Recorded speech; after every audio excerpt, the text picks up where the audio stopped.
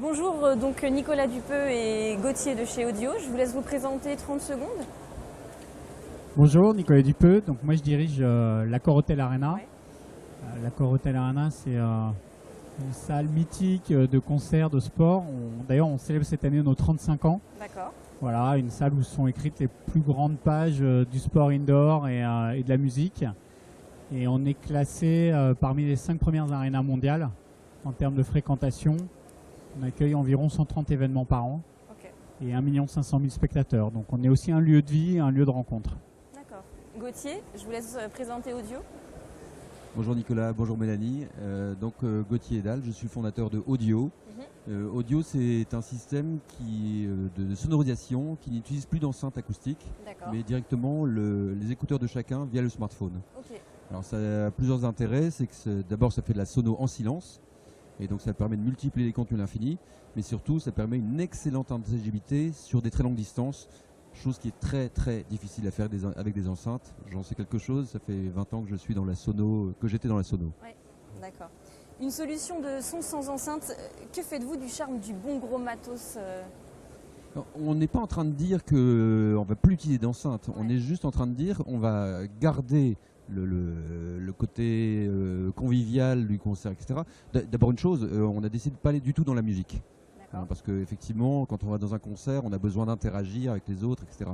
Nous, on est plus justement quand il y a du contenu où il faut vraiment de l'intelligibilité parfaite. Dans une conférence ou une grande conférence, ou alors quand il faut envoyer plusieurs contenus à la fois. La traduction simultanée, des contenus pour les malentendants, voire même les malvoyants.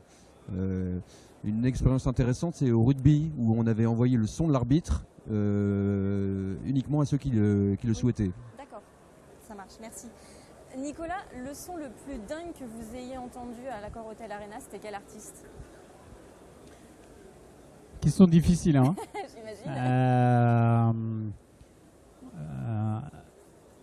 Nous, sur le son, en fait, là, il y a plusieurs manières de définir le côté dingue. Il va y avoir le côté exceptionnel, qui est principalement lié en fait à l'ingé son du staff de l'artiste, parce que c'est eux. Nous, on est une magnifique boîte pour que le son soit parfait, mais il faut savoir vraiment l'ajuster en fait. Donc après, il y a de l'humain derrière tout ça. Dans les sons dingues de qualité, parce que c'est des gens qui sont des perfectionnistes. On a reçu là il y a quelques jours Quincy Jones. Oui.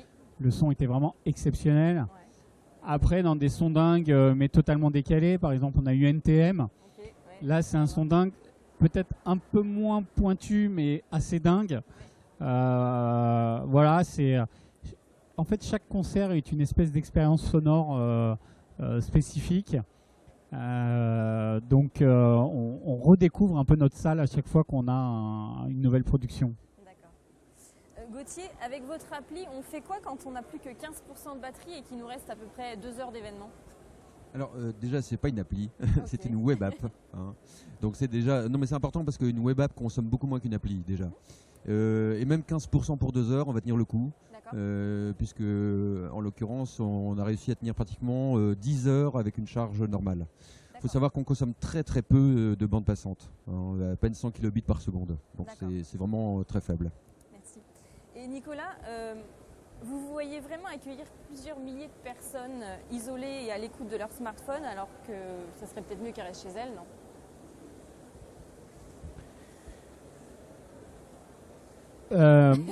C'est une bonne question. Alors c'est vrai que chez nous, on a deux choses. On a on vient parce qu'on est fan d'un Ouais. artiste. On vient mu par la passion du contenu de l'artiste.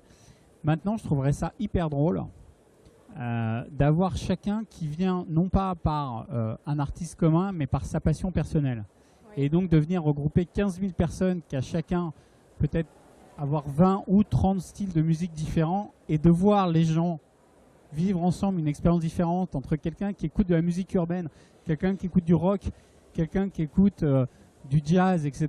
De les voir différemment. Et ce qui serait fort, parce que ce qui est fort dans les salles comme les nôtres, c'est l'expérience humaine, c'est l'émotion qu'on vit.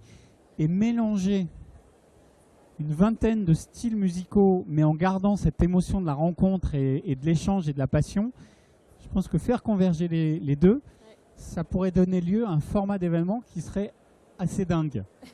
Et honnêtement, on peut y réfléchir parce que ça serait, je pense, assez marrant de voir se regrouper parce que les populations sont différentes, les gens n'ont pas les mêmes centres d'intérêt, mais les remettre en ayant ce point commun qui est sa passion pour un style musical qui peut vivre avec d'autres, tout ça dans une enceinte où on a cet échange, je pense qu'on pourrait vivre un moment assez dingue. Donc on va y réfléchir. Ça, on va creuser l'idée. Ouais, on va creuser l'idée. Ça marche.